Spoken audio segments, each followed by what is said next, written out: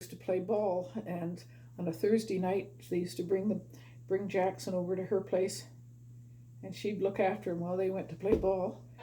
Um, in the end of October of 2003, Sister Olivia was born, and I can remember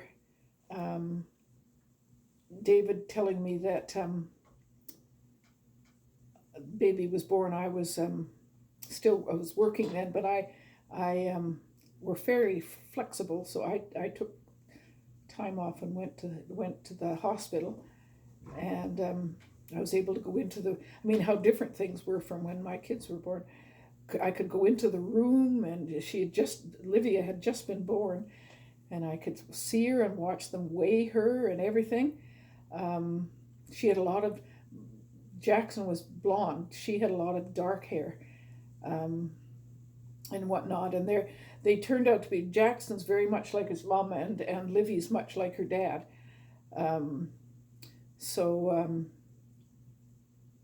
Remember, Jackson slept through his baptism. Livy cried. No, Jackson cried through a good part of it, and Livy slept. We took, when she was a year old, then we babysat the two of them once a week, which was, I was lucky. Jennifer worked 3 days a week and had 1 day a week with her kids. And then I had him the second day, because the daycare was either 3 days or 5 days. And David was going through some quite, what we call the troubles. And so she was doing a lot of things on her own. But we'd take them down to the park in the summer on the Steveston, and Olivia wanted to do everything that Jackson did, and she was quite fearless. There was a park near our place in Richmond, and they used to go down there, and there were swings and climbing things. And anyway, we would have quite a busy day on those days. We'd do finger painting, and we'd do crafts. And as they got older, they couldn't crack eggs until they were 4. But before they got to that age, in 2003, Jennifer had a son, and I was in Calgary at the time. He was supposed to be born in July, so George and I went to Calgary to stay, so we'd be there when he was born. Well, he had other ideas, so George finally had to go home, and I had, and anyway, I stayed, because I was going to help out. And finally they decided to induce her labor, and Jonah was born on August the 2nd. Well, I was there too. I was right there. She could have, like, his dad, David, and I could be there too, right in the room. And so I was there right when he was born. I got to cut the umbilical cord, and I got to hold him when he was just minutes old. It was just, it was wonderful. And then I stayed at Jennifer's house. We stayed there for a week, and then how did all this go?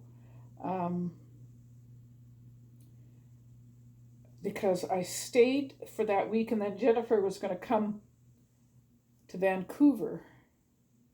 That's right, and she did come out to Vancouver with Jonah, and Jonah was baptized at the church where Jennifer was baptized, and everybody got to see him. Millions of people came to see it. Our family loves babies. And then it wasn't long later that I got a phone call from Jonah's dad, David, to say that could I come, because Jennifer fell down and broke her leg. So I went back to Calgary for a while to help David manage. And so I got to spend lovely time with Jonah. And I used to go back, I was working then, I used to go back to Calgary quite regularly to see him as he was growing up. when he was little, and George and I would go have Christmas here. Then on Boxing Day we'd fly to Calgary and have Christmas again. So that I was with Jen and family, and and when he was here, we used to bake too. But I didn't get the chance to spend. Oh, the year between he was 1 and 2. That's the year you were here, wasn't it? I think you were 2 when you went back to Calgary. I don't remember. Yeah, I think you were 1 and or was it between 2 and 3? He spent a year. Jennifer spent a year. She was wondering whether she was actually going to be settled down in Calgary. So Jennifer and Jonah came and lived not far from us in Richmond. We'd moved to Richmond by then, and she worked, and Jonah was in daycare. But quite often we had dinner together. That I look upon it as a real lucky thing for me that they were close by for that year. Yeah, I think it must have been between 2 and 3. Anyway, so I got to spend. I saw Jonah, I don't know how, 3 or 4 or 5 times a week, which was just fine with me for that year. But then she ultimately went and lived in Calgary, and we usually got together in the summer, and when I was working I could go there some weekends and whatnot too. I used to go, and then at Christmas, I don't think you came out here much right at Christmas. George and I used to go to Calgary on Boxing Day, so that we had 2 Christmases. So we had Christmas with each of our grandchildren. Yeah, that's a lot. I love being grandma. You got the kids, and then you don't. It's just very much freer, and it was fun to do things. As things have turned out, Jonah's quite a runner. He and I love to talk about things. I'm not so much a talker with the other 2. But being a grandparent has been so far. I would say that's the nicest thing that I've had in my life is my grandparents. George and I just loved the grandparents, and George, he couldn't do enough for them. In fact, we had to kind of pull him back a little bit, because you have to let the parents be parents. But he liked to be able to. He loved going. Even when our kids were little, he would do all the Christmas shopping. He'd always come with me when we shopped for you for Christmas. George and I did it together. So it was birthday presents too, and he really loved his grandkids. He loved to be with them, and he got to see them grow up a certain amount. And they were old enough; they'll remember him too, which I think is nice, because I can remember my grandparents. Right. My grandma died when I was in high school, but I was old enough to be able to remember them. So pretty soon after that, you got a dog too. Oh yes, when George retired in 1995, I believe it was. He had whatever the combination was of years teaching and age. You could retire on full pension. So we were living in Richmond in a very nice townhouse. It had a pool, and they used a hot tub, and the kids and us used to really enjoy Olivia and Jackson every Friday through the summer. We used to spend a lot of time there. And when Jennifer and Jonah were here too, and we've got pictures of that one time we went in November into the hot tub. You might have been too Still small. Too young, yeah. Yeah, that we all went in the hot tub. We held up a sign that said November 30th or something it was. What did you ask me? Riley? Oh, yes. Anyway, so the kids had always wanted a dog, and I was always the one that said no, because I knew I'd end up having to look after the dog, and I'd never had to do that and didn't want to. And we used to watch a program then on the TV called Hamish Macbeth, I think it was. And he was a Scottish fellow, and it took place in northern Scotland. And he had a little dog, Skye Terrier, cute as can be. And anyway, ultimately we can get a dog. George was retired by this time, and he would be able to look after the dog. So we looked into buying one, and I think they were almost $100 an inch. They were little dogs, but they were very costly. So he started doing some research, and what we ultimately did, he found a breeder out in the valley somewhere, and Jennifer came with us. She was still living at home, and we got a little Jack Russell Terrier, and his name was Riley, and we left the name. Well, I have no clue what to do with this. Oh, he's so cute. A little puppy. But I was still working, so I would leave this little... Anyway, we had Riley for 14 years. He was an absolutely dear little dog. He wasn't yappy like many Jack Russells are. George used to spend hours with him. They'd go on, 2 or 3 walks a day and whatnot. And of course, he ended up sleeping on our bed. And yeah, it was lovely. I still wouldn't have wanted to have sole care of the dog. George was in the hospital a couple of times, and I found it quite something to look after the dog and look after the house and look after George and visit him in the hospital and all that sort of stuff.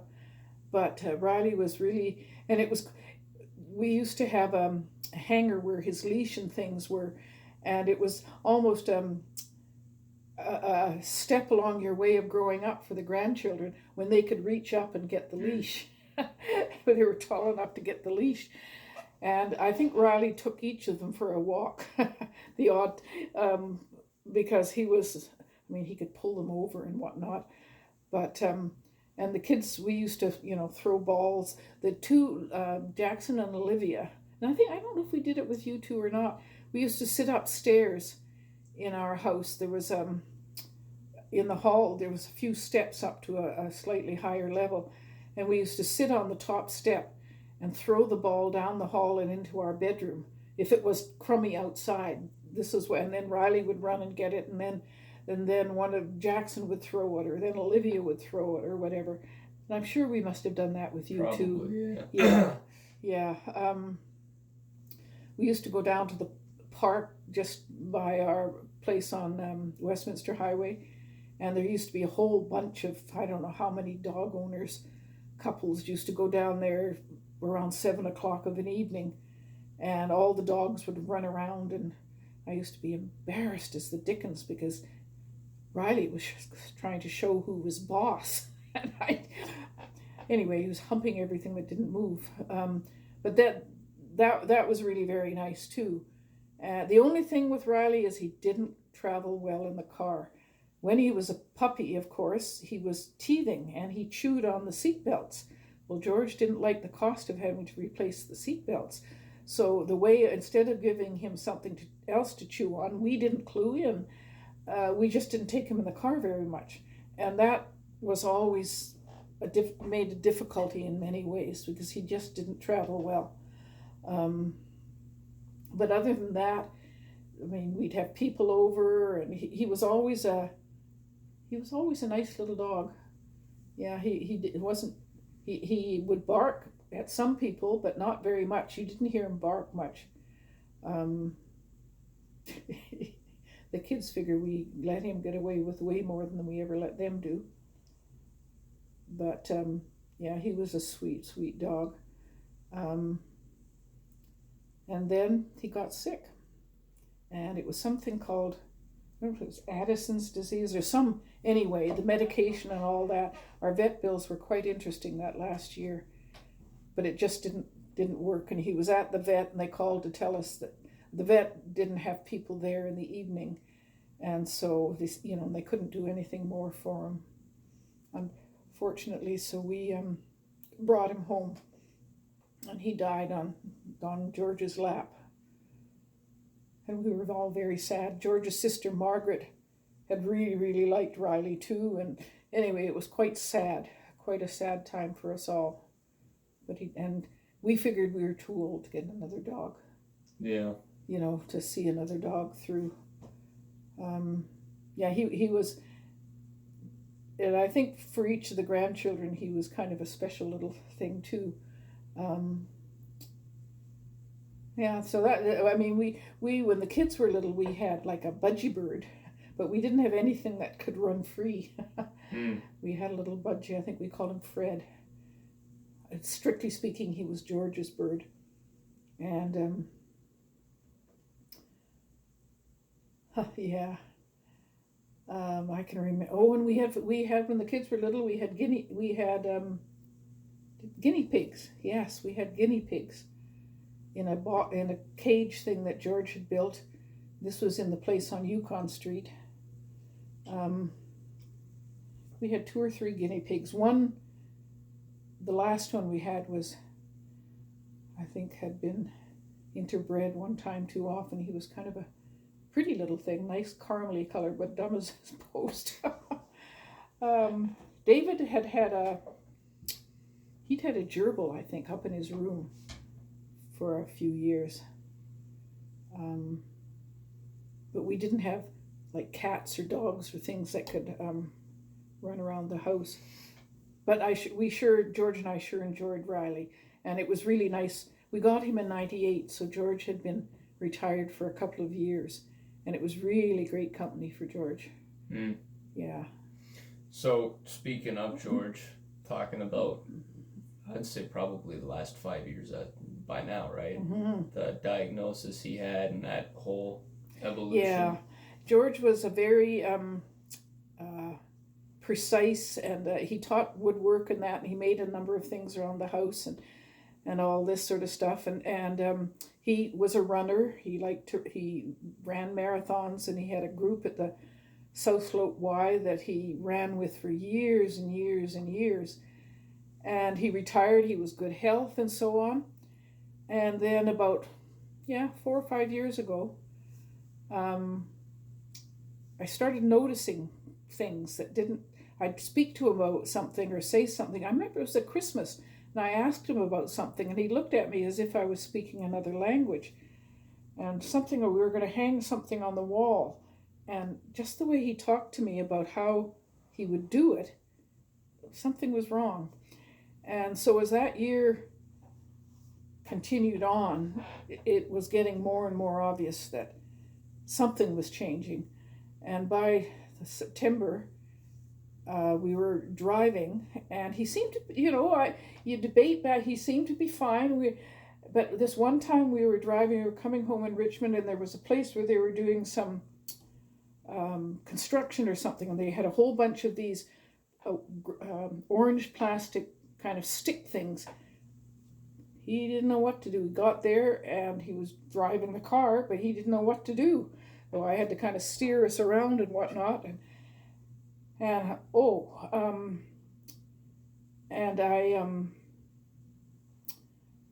I hated like heck to say he couldn't drive, and then I talked to David on the phone, our son, and he said, but Mom, if something happened, you'd never forgive yourself.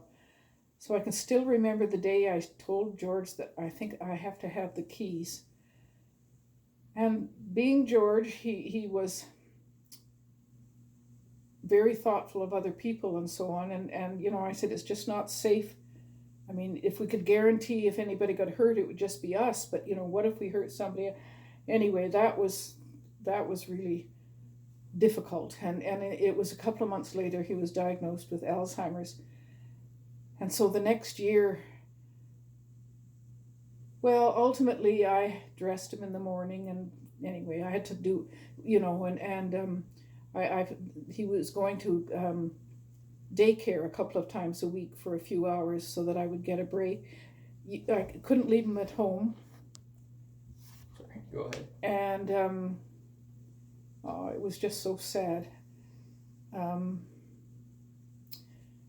then at the daycare, he used to he didn't, I think he had a nice time there, but he couldn't wait for me to get back to pick him up. And he would stand at the window and watch for me. And he saw me at the window and he went to turn and tell them, and he fell and he broke his hip. And so he was in the hospital, and we had been starting to look into what you do to find, because I was finding I couldn't look after him. I couldn't, we had stairs in our house. I couldn't bathe him. I wasn't strong enough to help him in and out of the tub or anything like this. So at a certain point, we also figured out it was Lewy body. Yes. Not just Alzheimer's. Right, because we found out later, because the reason he fell is he was awkward. His feet, he didn't seem to have control over his movements. And that's typical of Lewy body, because Lewy body dementia has Parkinson's symptoms too. And so he got the double whammy. So anyway, I was quite upset because he had to come home. They said that he couldn't go to a place from the hospital. He had to come home. So we rented a hospital bed. Son David took 2 week leave of absence from work, and he moved in with us. They sent people to help.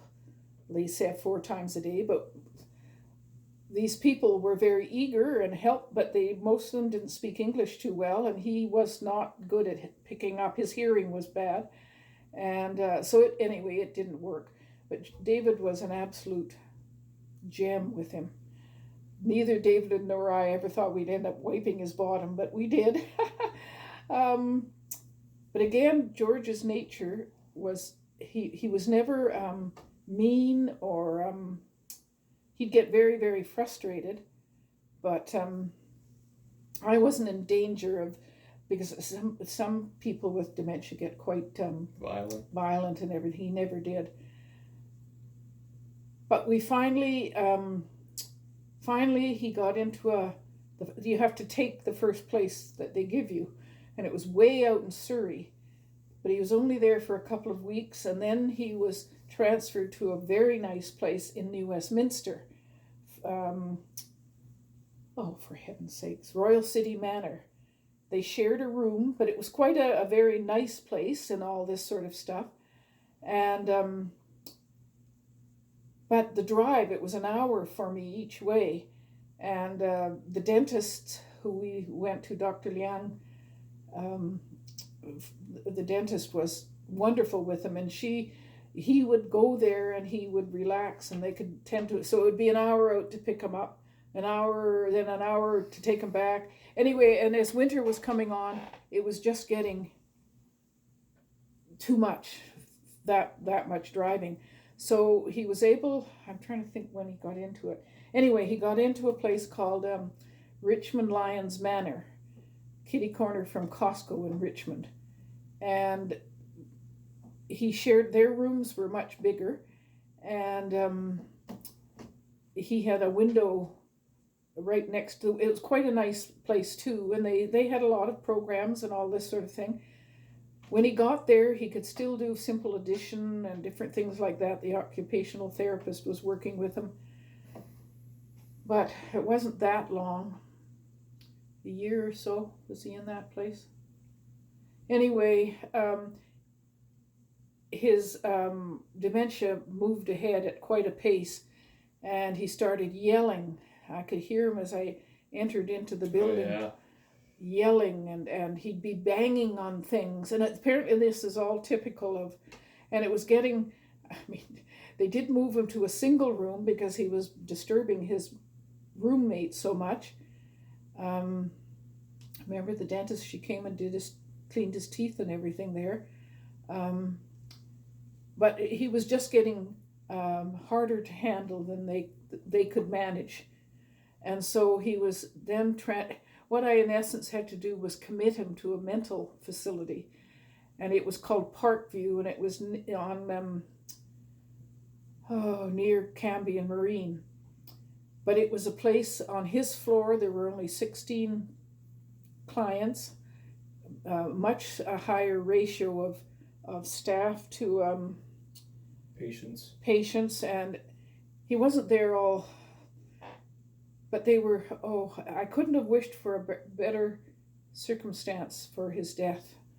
They just, it was a church facility, it was connected with the Roman Catholic Church, and they just had quite a lovely attitude. And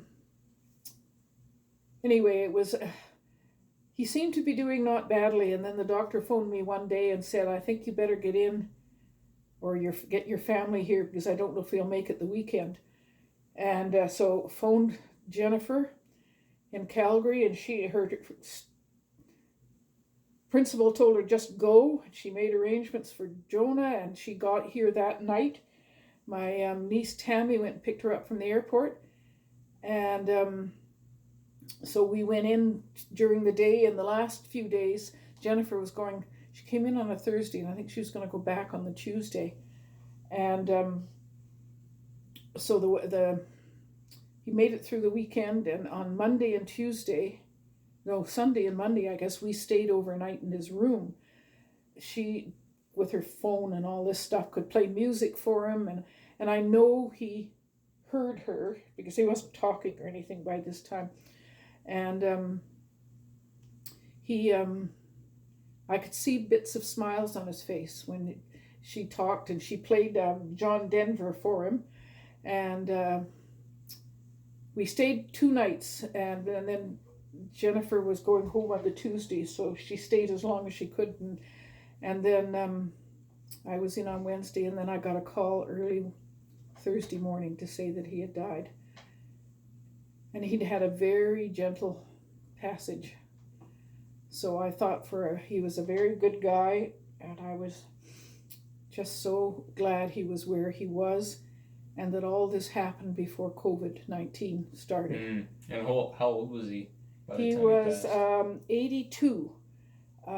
Yes, he was 82. He turned 82 in April.